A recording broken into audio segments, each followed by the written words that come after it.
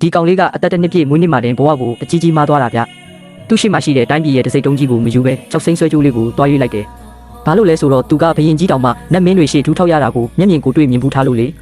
ေဘရင်မဖြစ်ချင်ဘူးနတ်မင်းပဲဖြစ်ချင်တယ်ဆိုပြီးရွေးလိုက်တာဒါပေမဲ့ထင်တယ်လို့ဖြစ်မလာဘူးဗျနတ်မင်းဖြစ်မယ်ဆိုပြီးမျှော်လင့်ထားတဲ့ကောင်လေးဟာတောကြိုတောင်ကြားရွာလေးတစ်ခုမှာ16နှစ်တိတိနွားကြောင်းရပါလေရောသူ့အမေတို့ပေးလိုက်တဲ့ပစ္စည်းတွေကြတော့လေရွာလူကြီးကယာယီတင်ထားမယ်ဆိုပြီးယူသွားသေးတယ်သူကတွေးတယ်ငါတော့ယူများယူနေလားဘရင်သားမလုပ်ပဲဒီမှာလာပြီးနွားကြောင်းနေတယ်ပေါ့ဒါပေမဲ့နောက်မှသူတိလိုက်ရတာကသူ့ဘေးကနွားချီးကျုံနေတဲ့သူတွေဝက်စာကျွေးနေတဲ့သူတွေကလည်းတခြားတိုင်းပြည်ကစစ်သူကြီးသားတွေဝင်ကြီးသားတွေဖြစ်နေတာပဲအဲ့ဒီတော့မှငါတယောက်တည်းဒုက္ခရောက်နေတာမဟုတ်ပါလားဆိုပြီးစိတ်သက်သာရသွားတယ်ဒီလိုနဲ့တနေ့ကျတော့ရွာလူကြီးကနတ်မင်းဖြစ်မဲ့ကျင့်စဉ်စောက်တွေလာဝေတယ်မကျင့်နိုင်တဲ့ကောင်တွေကိုအိမ်ကိုပြန်ကိုအမေစီကိုပြန်ဆိုပြီးပြောသွားတာကောင်လေးလည်းသူ့အခန်းထဲရောက်တာနဲ့စာအုပ်ကိုဖွင့်ကြည့်လိုက်တယ်နောက်တစ်စက္ကန့်မှာပဲစာအုပ်ထဲကနေရွှေရောင်လင်းတန်းတွေထွက်လာပြီးသူ့ကောင်းထဲကိုဝင်သွားရောပြီးတော့သူ့စိတ်ထဲမှာတစ်ပင်ကြီးတစ်ပင်ပေါ်လာတယ်အဲ့ဒီတစ်ပင်ကသူ့ရဲ့ညံရည်ကိုချက်ချင်းနှစ်ဆတိုးပေးလိုက်တာဗျအဲ့ဒီကြားမှာဘာမှမသိတဲ့စာအုပ်ကြီးကိုချက်ချင်းသဘောပေါက်သွားပြီးစကျင်ပါလေရောသူ့ကိုယ်ထဲကစွမ်းရည်တွေကတဖြည်းဖြည်းဆုလာပြီးပဲစိမ့်စီလောက်အရွယ်ရောက်တော့ရက်သွားတယ်ထပ်ပြီးစုပ်ယူလို့မရတော့ဘူးသူလည်းနားမလဲတာနဲ့ရွာလူကြီးစီပြေးသွားပြီးမေးတယ်အဖကျွန်တော်ကိုယ်ထဲကစွမ်းရည်တွေကပဲစိမ့်စီလောက်ရောက်တော့ဘာလို့ဆက်မကြီးတော့တာလဲမေးလိုက်ရောရွာလူကြီးတောက်နေတဲ့လက်ဖက်ရည်ပကံလေးမြေကြီးပေါ်ခွန်ကားဆိုပြီးပြုတ်ကျသွားတယ်ပြီးတော့မျက်လုံးကြီးပြူပြီးကောင်လေးကိုအသေးချကြည့်ရင်အော်ပါလေရောမင်းကစွမ်းရည်တွေပဲစိမ့်စီလောက်ရောက်သွားပြီဆိုတာဘယ်လိုလုပ်သိတာလဲခန္ဓာကိုယ်ကဆက်ပြီးစွမ်းရည်မစုံနိုင်တော့ဘူးဆိုတာကိုပေါ့တဲ့ကောင်လေးကတော့ခက်တီတီပဲကျွန်တော်ကအပပေးတဲ့စာအုပ်ကိုဖတ်ပြီးကျင့်လိုက်တာလေးဆိုပြီးပြန်ပြေးလိုက်တယ်ရွာလူကြီးခမများတော့ပါဆက်အဟောင်းသားနဲ့အလန့်လွန်ပြီးဘာဆက်ဖြစ်မလဲဆိုတာကတော့ဒီကောင်လေးကအချိန်ခဏလေးပဲကျင့်စဉ်ကျင့်ရသေးတယ်ရုတ်တရက်သူ့စီကနေစွမ်းရည်တွေထွက်လာတော့တာပဲအဲ့ဒီအချိန်မှာတင်ရွာသူကြီးကအရန်စိတ်လှုပ်ရှားသွားပြီးကောင်လေးကိုနွားကြီးတစ်ကောင်စီဆွဲခေါ်သွားတယ်ပြီးတော့ဘာမပြောညာမပြောနဲ့နွားကြီးကိုခြေစုံပစ်ကန်လိုက်ပါလေရောနွားကြီးကနာသွားပြီးကောင်လေးစီဒေါသတကြီးပြေးဝင်လာတော့တယ်ကောင်လေးလည်းလန့်ပြီးလက်နှစ်ဖက်နဲ့အမြန်ကားလိုက်တာပေါ့ဒါပေမဲ့နောက်တစ်စက္ကန့်မှာပဲအားလုံးပါဆက်အဟောင်းသားဖြစ်သွားကြတယ်ဘာလို့လဲဆိုတော့ကောင်လေးကအဲ့ဒီနွားကြီးကိုလက်နှစ်ဖက်ထဲနဲ့အသားလေးပင့်တင်ပြီးမြေကြီးပေါ်ပစ်ပေါက်လိုက်လို့ပဲဘေးကလူတွေဆိုကြောင်းတောင်ဖြစ်သွားကြတယ်ရွာသူကြီးဆိုမျက်လုံးပြူသွားပြီးဟင်းဒီစွမ်းအားကချီစွမ်းရင်အဆင့်မြင့်သွားတာပဲသူချင်းစင်ကျင်တာတနာရီတောင်မပြည့်သေးဘူးလေဘယ်လိုလုပ်ဖြစ်နိုင်မှာလဲဆိုပြီးအံ့ဩနေတာပေါ့အဲ့ဒီမှာတင်ဘေးကတခြားကောင်လေးတွေကမင်းဘယ်လိုလုပ်လိုက်တာလဲငါတို့ကပါတင်ပေးပါလားဆိုပြီးဝိုင်းမေးကြတယ်ရွာသူကြီးကတော့ဒါကကျင့်စဉ်ကြောင့်မဟုတ်ဘူးပါရမီကြောင့်ကိုလို့ဝင်ပြောလိုက်တယ်ဒီလိုနဲ့ရွာသူကြီးကကောင်လေးကိုပြစ်ပြီးလို့ဆက်ဆံတော့တာပဲရက်တောင်လေးတစ်ခက်ခက်နဲ့ကိုအနားကနေပြုစုပေးနေတာတခြားမင်းသားဆိုတဲ့ကောင်လေးကိုတော့ကောင်လေးအတွက်ရင်နွေးချမ်းသွားငှက်ခိုင်းလိုက်သေးတယ်ပြီးတာနဲ့ရွာသူကြီးကခိုင်းချုပ်စီကိုဖုံးဆက်တယ်လို့မျိုးကြောက်ပြားလေးနဲ့လှမ်းတင်ပို့လိုက်တယ်ကျုပ်စီမှာတနာရီတည်းနဲ့အဆင့်မြင့်သွားတဲ့ပါရမီရှင်တယောက်ပေါ်နေပြီလို့ပြောလိုက်တာပေါ့ဟိုဘက်ကခိုင်းချုပ်ကြီးကတော့အစကမယုံဘူးလေ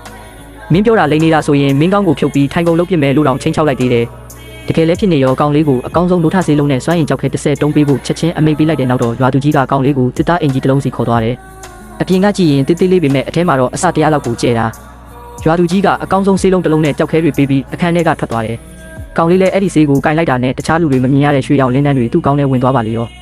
သူ့ကောင်းထဲကစိတ်ကူးရင်ကပါလေးထဲမှာရွှေရောင်တစ်ပင်ကြီးတစ်ပင်ပေါ်လာပြီးဆေးဆွမ်းတွေပေါင်းဆက်သွားတယ်ကောင်လေးလည်းတရားထိုင်လိုက်တာနဲ့တပြိုင်နက်သူ့ကိုယ်ထဲကရက်တက်နေတဲ့စွမ်းရည်တွေကရုတ်တရက်ပောက်ကွဲထွက်လာပြီးတကိုယ်လုံးကိုအရှိန်ဟုန်နဲ့လှည့်ပတ်သွားပါတော့တယ်ကဲဒီပါရမီရှင်ကောင်လေးရှေ့ဆက်ပြီးဘလောက်တောင်ဆက်ကြမ်းဦးမလဲဆိုတာကတော့ဒီကောင်လေးက3ရက်ထဲနဲ့တာမန်လူဘဝကနေကျင့်ကြံသူအဆင့်လေးကိုရောက်သွားတာဗျာ16နှလုံးလုံးနွားကြောင်သားဘဝနဲ့နေလာခဲ့ရတာအခုတော့အကြီးကြီးမဖြစ်တော့ဘူးလေဒီလိုနဲ့သူကဆေးလုံးတစ်လုံးနဲ့ဝိညာဉ်ကြောက်တုံး30တုံးကိုတုံးပြီးကျင့်ကြံလိုက်တာနိုင်ပိုင်းတွင်းမှာပဲသူ့ခန္ဓာကိုယ်တွေကတန်ချမ်းကတုံခါလာပြီးခြိစွမ်းရင်တွေတဟုန်ထိုးတက်လာတာပေါ့3ရက်တောင်မပြည့်သေးဘူးဗျာခြိဆူစီချင်းအဆင့်လေးကိုတန်းရောက်သွားတယ်အဲ့ဒီတော့မှသူလည်းတေချာတိသွားတယ်တာမန်လူနဲ့လက်ကျင့်ကြံသူဆိုတာဒါမျိုးကွာတာကိုဆိုပြီးတော့လေဒီအချိန်မှာအခန်းပြင်ဘက်မှာရွာသူကြီးကမျောလင်းချက်ကြီးစွာနဲ့စောင့်နေတယ်တကယ်တော့ရွာသူကြီးကိုယ်တိုင်ကအဆင့်3ပဲရှိသေးတာကောင်လေးကသူ့ထက်တောင်တာသွားပြီလေအစကတော့ဘေးကရွာသားကောင်လေးတွေကသူ့ကိုလှောင်နေကြတာ16နှလုံးလုံးနွားကြောင်းလာတဲ့ကောင်ကဘာလုပ်နိုင်မှာလဲပေါ့ဒါပေမဲ့ကောင်လေးကသူ့စွမ်းအင်ကိုစမ်းကျင်တာနဲ့ရွာသူကြီးကိုအားကုန်သုံးပြီးလက်သီးနဲ့ထိုးချလိုက်တယ်ဝုန်းဆိုတဲ့အတန်နဲ့အတူထွက်လာတဲ့စွမ်းအင်လိုင်းကြောင့်ဘေးကလှောင်နေတဲ့ကောင်တွေအကုန်လုံးဖင်ထိုင်ရက်လဲကုန်ရောရွာသူကြီးလည်းအနောက်ကိုလွင့်သွားပြီးလမ်းဖြန့်သွားတယ်ဟ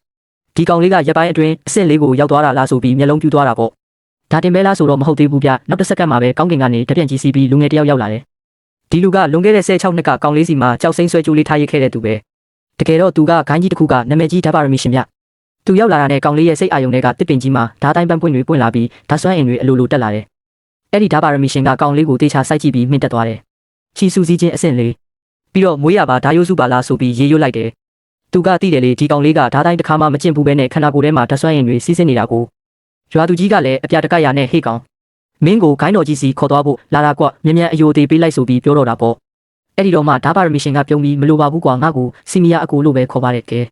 16နှလုံးလုံးနွားကြောင်းလာတဲ့ကောင်လေးတယောက်အခုတော့နာမည်ကြီးဂိုင်းတော်ကြီးစီကိုတွားရတော့မယ်ဗျာဟိုရောက်ရင်ကောဘာတွေဆက်ဖြစ်မလဲဆိုတာ